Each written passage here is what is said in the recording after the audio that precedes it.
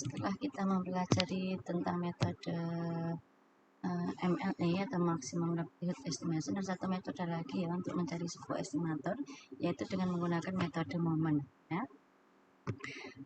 Di sini metode momen itu adalah nanti kita akan prinsipnya nanti adalah kita akan membandingkan ya antara momen sampel dan momen populasi. Prinsipnya seperti itu. Nah, di sini perlu kita bahas sedikit ya tentang apa itu momen sampel atau apa itu momen populasi. Misalkan X1, X2, Xn adalah sampel random dari suatu fungsi peluang tertentu ya. K parameter di mana K parameter tidak diketahui. Didefinisikan momen sampel yang K pertama ya.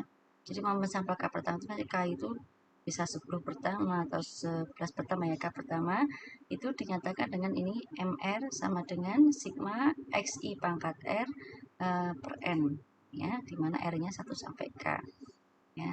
Nah, di sini untuk momen sampel dinyatakan dengan M ya. M.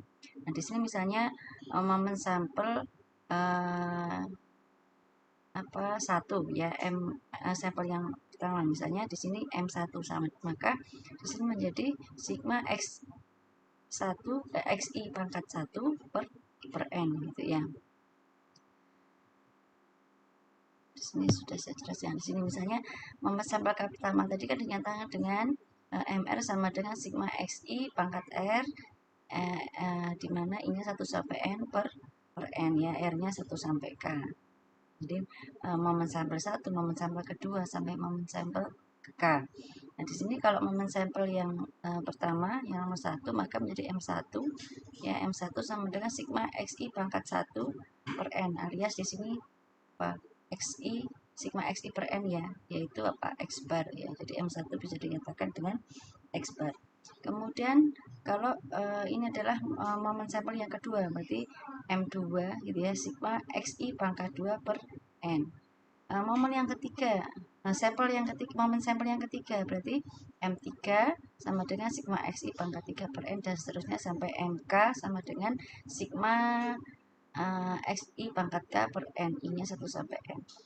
Ini untuk momen sampel didefinisikan seperti itu. Nah, sekarang kita akan mendefinisikan momen populasi. Momen populasi dinyatakan dengan mu ini ya, mu aksen. Ya. Momen populasi K pertama ya, itu di sekitar dinyatakan dengan mu aksen R sama dengan ekspektasi X pangkat R, di mana R-nya 1 sampai K. Nah, sebagai halnya tadi dengan momen sampel, maka momen sampel yang pertama ya, momen sampel 1 itu dinyatakan dengan apa? R-nya berarti 1 ya, berarti mu 1, mu aksen 1 sama dengan EX pangkat 1 ya, berarti EX ya. Jadi momen populasi pertama sama dengan EX. Kemudian di sini untuk R yang kedua berarti mu aksen 2 sama dengan EX kuadrat. Kemudian mu untuk momen ke K ya, momen ke K berarti momen populasi ke K berarti mu aksen K sama dengan EX pangkat K. Prinsipnya nanti kita adalah akan membandingkan ya, atau membandingkan atau menyelesaikan persamaan di mana menyamakan antara momen sampel dan momen populasi. Nah, ini sebagai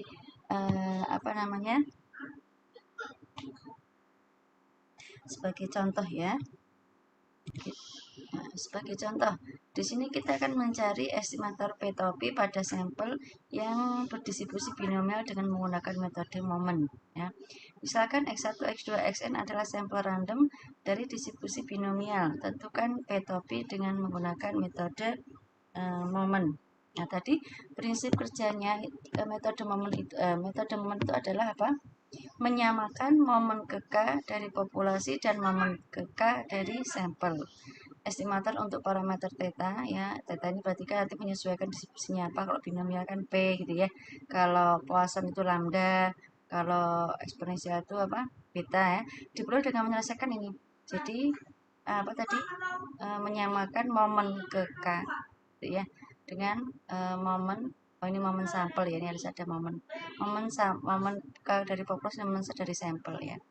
kita samakan ya. Jadi kalau kita kalau ingin bandingkan momen sampel pertama ya dengan momen sampel pertama dengan populasi yang pertama, momen sampel kedua dengan momen populasi kedua. Di sini kalau momen populasi KK ya dengan kita menyelesaikan bersamaan, kita sama dengan momen sampel KK. Kita akan lanjutkan. Tadi contohnya adalah pada distribusi binomial. Oh ya, di sini perlu saya beri catatan ya. Jadi kita kapan menggunakan yang kita bandingkan kapan ketika R-nya itu kapan 1, kenapa R-nya 2 itu ya. Jadi di sini saya beri catatan R itu ditentukan ya. Saya beri catatan sini aja. Nah, catatan di sini, catatan ini berlaku untuk semuanya ya, bukan hanya untuk binomial. Nah, catatan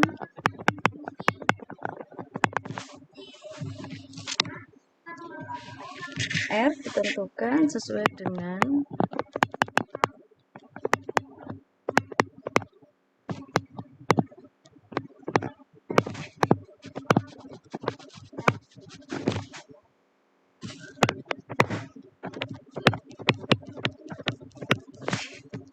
banyaknya parameter yang belum diketahui. Ya, misalnya jika fungsi peluang itu hanya memiliki satu parameter ya, maka yang digunakan nanti adalah yang kita bandingkan adalah mu aksen 1 atau momen populasi ke-1 dengan momen sampel yang pertama. Jika ada dua parameter, maka yang kita bandingkan nanti adalah mu aksen 1 atau momen populasi 1, kemudian momen sampel 1 dan momen populasi 2 kita sama dengan momen sampel yang kedua ya. Jadi misalnya di sini jika terdiri gitu ya. Jika terdiri dari satu parameter gitu ya. Maka yang dibandingkan adalah apa? Satu saja. Jadi momen populasi 1 kita sama dengan momen sampel 1. Sekarang jika terdiri dari dua parameter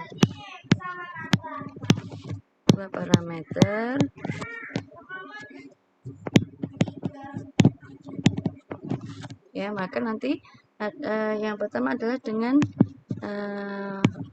momen sampel 1 dengan momen populasi dengan momen sampel 1, kemudian momen sampel yang kedua dengan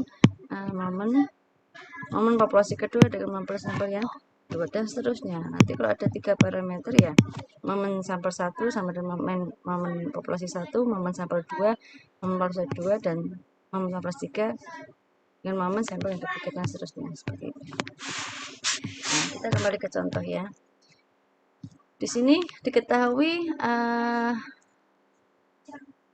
parameternya ada 1 ya. Parameternya adalah 1 gitu ya. Maka di sini parameternya apa? Parameternya kan di sini P kan. Parameternya kan P kan. Estimatornya itu P topi kan gitu ya. Maka nanti kita menggunakan ini ya. Kita akan menyamakan mu 1 aksen atau momen populasi 1 kita sama dengan EX biar urut ya. Tadi kan kita awal adalah mu aksen 1 kita sama dengan ini ya, momen aksen 1 kita sama dengan M1 nya gitu ya, dengan M1 seperti itu ya. Atau bisa dikatakan M1 itu kan apa tadi? Ya, aksen 1 itu kan EX ini ya, EX pangkat 1 sama dengan M1 tadi apa? Sigma XI per N gitu kan. Ya, jadi EX nya adalah ini. Sigma mu aksen satunya ini. Kemudian mu satunya tadi kan sigma XI per N gitu ya. Kemudian di sini kita ingat ya, min dari distribusi binomial apa? Dulu ini udah kita jabarkan waktu sebelum UTS ya. Min dari distribusi binomial. Ya, minnya adalah N kali P. Gitu ya. Kemudian sigma X I per N itu sama dengan X bar. Nah, itu berarti di sini kita nanti akan bisa menghitungkan bahwa Pxn adalah apa? X bar per N. Jadi ini menggunakan metode momen. Coba kita bandingkan dengan metode maksimum likelihood ya.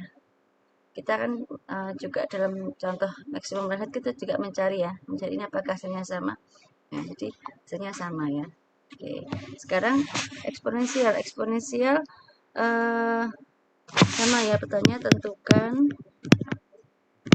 tentukan beta topi dengan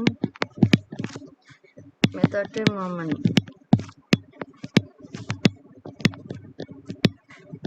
Ya, karena satu parameter maka mu aksen 1 sama dengan M1. Ya, mu aksen satunya apa? EX ya. EX kita bandingkan dengan sigma XI per N gitu ya. Ya. Min dari distribusi eksponensial apa? Dibawa lagi catatannya. Ya. Beta ya. Ini kita boleh sebelum tes ya. Kemudian ini adalah X bar. Ya, jadi apa? Jadi beta topi langsung aja ya, beta topi sama dengan X bar. Di metode apa?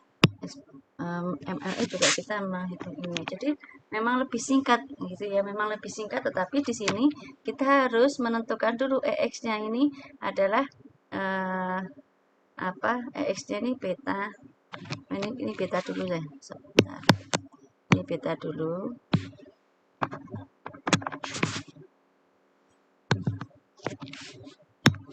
Beta dulu.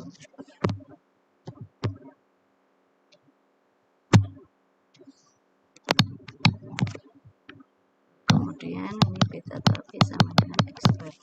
Nah, jadi di sini harus kita jabarkan dulu EX-nya gitu ya. EX-nya kita jabarkan dulu sehingga diperoleh beta gitu ya. EX dari apa? Metode dari binomial kita jabarkan dulu yang panjang itu sehingga diperoleh N kali P. Seperti itu ya. Nah, kemudian kita akan beri contoh untuk yang dua parameter ya. Nah, dua parameter ini terjadi atau pada distribusi binomial ya, dimana distribusi binomial itu distribusi normal ya. Distribusi normal itu memiliki dua parameter ya. Parameternya adalah apa? Parameter distribusi binomial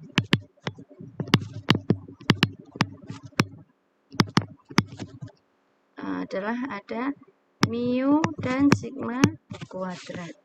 Nah, kalau seperti ini nanti ada dua tahap ya, seperti catatan tadi ya. Yang pertama adalah nanti kita akan membandingkan dulu atau menyamakan antara momen sampel 1 dengan momen populasi yang pertama ya. Jadi di sini yang pertama ya, berarti mu aksen 1 kita sama dengan kan M1 ya. Ini adalah EX-nya sama dengan apa? Sigma XI per N. I-nya 1 sampai N. Nah, kemudian ekspektasi dari distribusi normal itu adalah mu ya. Ini sama dengan X bar. Nah, jadi diperoleh persamaan 1.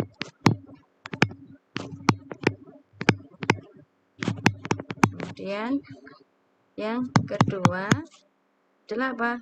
Mu aksen 2 ya. Mu aksen 2 kita sama dengan kan M2. Seperti itu ya. Tadi mu aksen 2 apa? Momen populasi kedua. Ini ya. Ini mu aksen 2 itu adalah mu aksen 2 ya, bukan mu 1 kuadrat ya. Mu aksen 2. mu aksen 2 itu adalah